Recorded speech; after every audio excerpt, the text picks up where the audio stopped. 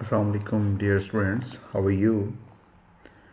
Today we will study the last topic of alcohols, and the topic is distinction between primary, secondary, and tertiary alcohols.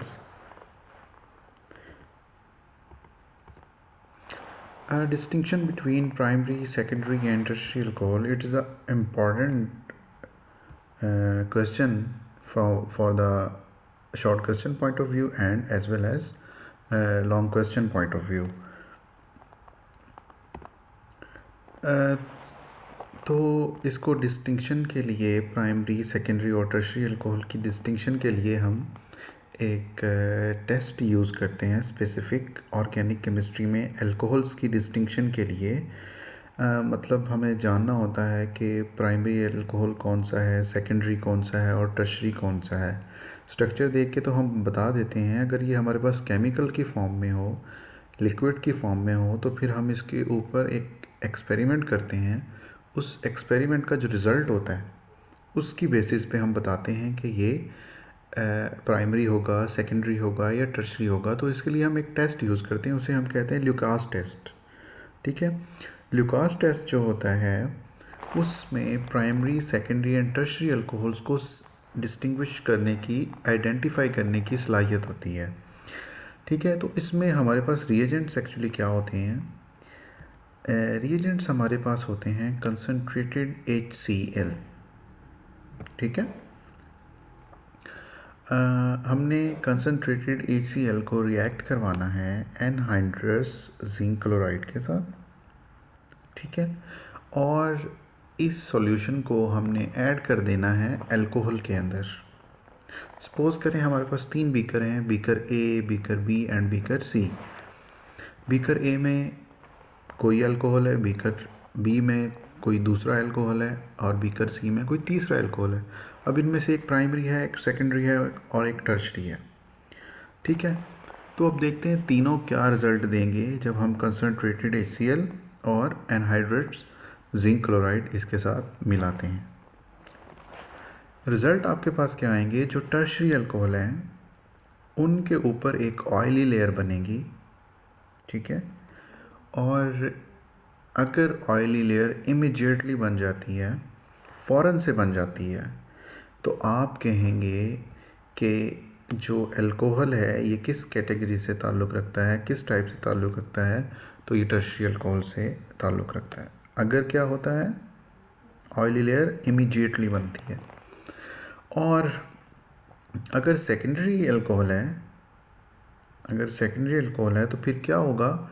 Oily layer 5 to 10 minutes के दरमियान में बनेगी, 5 to 10 minutes. अगर primary alcohol है तो उसमें क्या होगा? उसमें ऑयली लेयर जो है सिर्फ और सिर्फ हीटिंग पे बनेगी। ऑलराइट, ये तीनों बातें आपने याद रखनी है। टर्शियरी में फ़ौरन से, सेकेंडरी अल्कोहल में 5 to 10 मिनट्स के दरमियान, और प्राइमरी अल्कोहल में जब आप उसे हीट करेंगे तो ऑयली लेयर बनेगी, अदरवाइज़ नहीं बनेगी। ये टेस्ट है, ल्यूकास टेस्ट है। इस टेस्ट से आप प्राइमरी, सेकेंडरी और टर्शियरी अल्कोहल्स को एक दूसरे से डिस्टिंग्विश कर सकते हैं, उनको आइडेंटिफाई कर सकते हैं। ठीक है, तो यहाँ तक तो हो गया ये आपका शॉर्ट क्वेश्चंस के पॉइंट ऑफ व्यू के लिहाज से। अगर ये आपको लॉन्ग क्वेश्चन आता है तो इसमें आपने इक्वेशंस भी पुट करनी होती हैं। इक्वेशंस में आपको प्राइमरी अल्कोहल नज़र आ रहा है और प्राइमरी अल्कोहल को HCl और जिंक क्लोराइड की मौजूदगी में रिएक्ट करवा रहे हैं, तो प्राइमरी अल्काइल हैलाइड यानी कि प्राइमरी अल्काइल क्लोराइड बनेगा और साथ में वाटर बनेगा। ठीक है, तो प्राइमरी है तो इसमें आपको क्या करना पड़ेगा? जस्ट हीट करनी होगी। ठीक है, प्राइमरी है। सेकेंडरी अल्कोहल आ गया है आपके सामने, दिस इज सेकेंडरी अल्कोहल। इसमें आपने HCl ऐड किया, उसके साथ जिंक क्लोराइड ऐड किया, और ये टाइम ले जाएगा 5 से 10 मिनट का, तब जाके ऑयली लेयर बनेगी और सेकेंडरी अल्काइल क्लोराइड बनेगा। टर्शियरी अल्कोहल आपके सामने आ चुका है।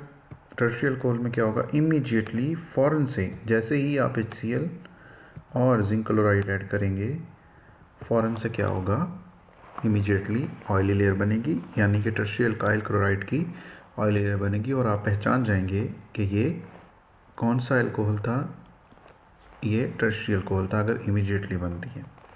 एक दफ़ा फिर से रिपीट कर लें, टर्शियरी अल्कोहल होगा तो ऑयली लेयर बनेगी इमीडिएटली। सेकेंडरी अल्कोहल होगा तो ऑयली लेयर बनेगी 5 to 10 मिनट्स में। प्राइमरी अल्कोहल होगा तो ऑयली लेयर बनेगी ओनली ऑन हीटिंग। जी ये थी डिस्टिंक्शन, बहुत इंपॉर्टेंट क्वेश्चन है एग्जामिनेशन के पॉइंट ऑफ व्यू से। नेक्स्ट डिस्टिंक्शन है how to distinguish between methanol and ethanol. बेटा ये ऐसा शॉर्ट क्वेश्चन है, मतलब अगर मैं कहूँ कि इस शॉर्ट क्वेश्चन के बगैर पेपर अधूरा होता है। ठीक है, मेरी बात समझ रहे हैं आप? इतना इम्पोर्टेंट शॉर्ट क्वेश्चन है, अगर आप पिछले 5 साल पेपर देख लें तो आपको लाजमी ये क्वेश्चन मिलेगा। Distinction how will you distinguish between methanol and ethanol. इसको आपने केमिकल इक्वेशन लिखनी है दोनों रिएक्शंस की और उसकी मदद से प्रूव करके बताना है कि which one is ethanol and which one is methanol. तो अब यहाँ देख लें, एथेनॉल जो है वो आयोडोफॉर्म टेस्ट देता है। ठीक है, आयोडोफॉर्म एक्चुअली एक प्रोडक्ट होती है, मिथाइल आयोडाइड होता है। तो जब एथेनॉल को आयोडीन के साथ रिएक्ट करवाएं in the presence of sodium hydroxide, caustic soda भी इसे कहते हैं, जब आयोडीन और NaOH को रिएक्ट करवाएं तो आयोडोफॉर्म टेस्ट बनता है। अगर इस दोनों सॉल्यूशंस को NaOH और आयोडीन को हम डाल दें, किस में, एथेनॉल में डाल दें। ठीक है, तो आयोडोफॉर्म बनता है। और आयोडोफॉर्म की निशानदेही क्या है? एक्चुअली ये प्रेसिपिटेट होते हैं, क्रिस्टल्स होते हैं, और ये आपकी टेस्ट ट्यूब जो है, आपकी फ्लास्क जो है या बीकर जो है, उसकी बॉटम में सेटल डाउन हो जाते हैं येलो कलर के प्रेसिपिटेट, येलो कलर के क्रिस्टल्स। अगर येलो क्रिस्टल्स बन गए हैं तो इसका मतलब है एथेनॉल है। अगर मेथानॉल है, उसके अंदर आपने आयोडीन भी डाली है, NaOH भी डाला है और कोई कलर नहीं आया, आयोडोफॉर्म नहीं बना, तो आप कहेंगे ये मेथानॉल है या कोई और अल्कोहल है, बहरहाल ये एथेनॉल नहीं हो सकता। ठीक है, तो इसे हेलोफॉर्म रिएक्शन भी कहते हैं। आयोडीन यूज़ कर रहे हैं हेलोजन, तो आयोडोफॉर्म कह रहे हैं, और क्लोरीन यूज़ करेंगे तो ये क्लोरोफॉर्म बनाएगा, एंड सो ऑन। ठीक है जी बेटा, यहाँ पे आप रिएक्शन देख रहे हैं, this is ethanol.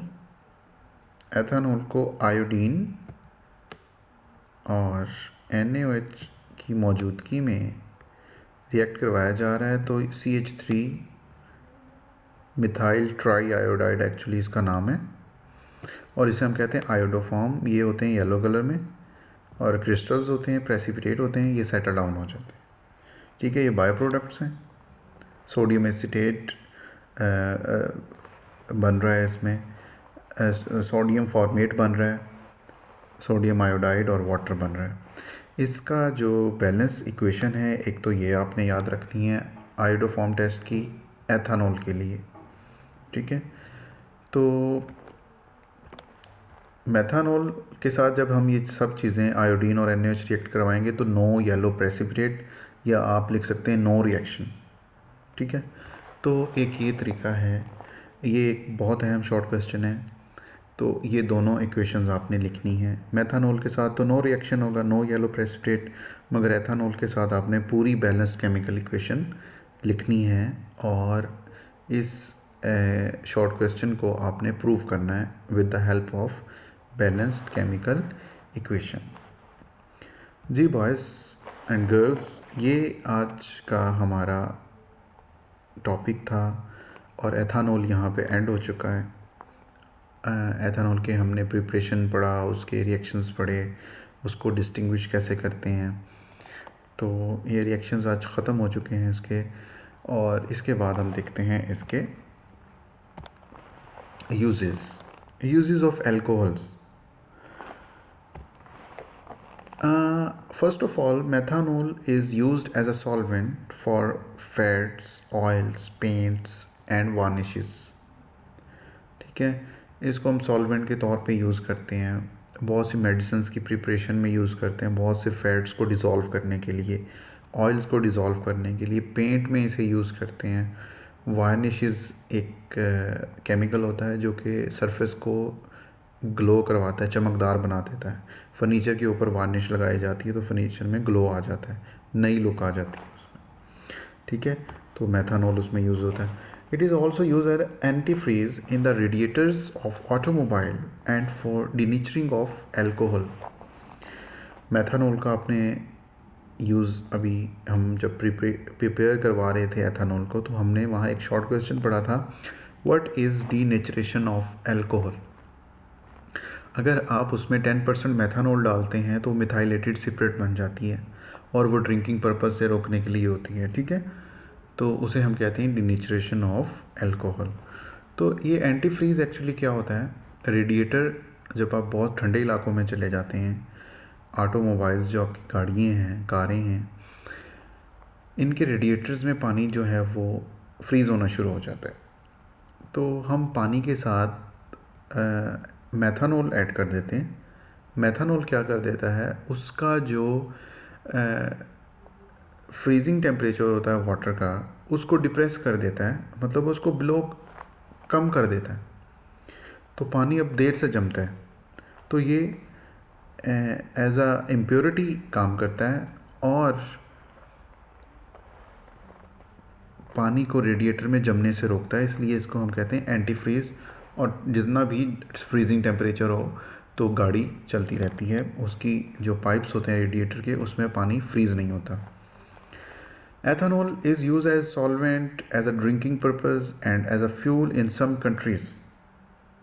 Non Muslim जो हैं वो इसे ड्रिंक के तौर पे यूज़ करते हैं। हम बीइंग मुस्लिम इसे हराम समझते हैं और ये हम इसे अवॉइड करते हैं, बट एज अ मुस्लिम हम इसे बहुत सी यूज़फुल पर्पज़ में यूज़ करते हैं। इसको लेबॉर्ट्री में बहुत से केमिकल प्रोड्यूस करवाने के लिए यूज़ करते हैं, इसको मेडिसिन्स बनाने के लिए यूज़ करते हैं और बहुत से इसके इस्तेमालात हैं। एंटीसेप्टिक के तौर पे इसे यूज़ करते हैं। आजकल जो कोविड की वजह से आपको सैनिटाइज़र का एक लफ्ज़ सुनने को मिल रहा है। सैनिटाइज़र एक एंटीसेप्टिक होता है, डिसइंफेक्टेंट होता है। वो क्या करता है, उसमें एक्चुअली एथेनॉल ही होता है और जो वर्ल्ड हेल्थ ऑर्गेनाइजेशन के अकॉर्डिंग जो अच्छा सैनिटाइज़र है उसमें 60 to 80% एथेनॉल होनी चाहिए, तो वो जर्म्स को किल करने की सलाहियत रखता है। अगर उसमें 60 to 80% एथेनॉल है तो सैनिटाइज़र में प्योर एथेनॉल होती है, आइसोप्रोपाइल अल्कोहल भी होता है, पर ज़्यादा यूज़ जो है वो एथेनॉल का है। तो इसको हम एज अ सैनिटाइज़र भी यूज़ कर रहे हैं। ये भी आप यूज़ में लिख सकते हैं इसके, और भी बहुत से इसके पर्पसेस हैं। Moreover it is use in pharmaceutical preparations and as a preservative for biological specimen. अगर आप बायो की लैब में जाते हैं, वहाँ देखते हैं कि बहुत से जानदार जो हैं वो शीशे के जार में प्रिजर्व करके रखे हुए हैं। प्रिजर्व कहते हैं महफूज करके रखना। तो वो फॉर्मलिन एक सॉल्यूशन होता है, फॉर्मेल्डिहाइड और पानी और अल्कोहल एथेनॉल के मिक्सचर को मिक्स करके वो बनता है फॉर्मलिन। तो उससे हम प्रिजर्वेटिव कहते हैं, प्रिजर्वेटिव सॉल्यूशन कहते हैं। तो वो जो बायोलॉजिकल स्पेसिमेन है, माइक्रो ऑर्गेनिजम्स और अदर ऑर्गेनिजम्स, उनको प्रिजर्व करने के लिए यूज़ किया जाता है। जी, ये था आज का हमारा लेक्चर। इसको देखिएगा, याद कीजिएगा और अपना ख्याल रखिएगा। अल्लाह हाफ़िज़।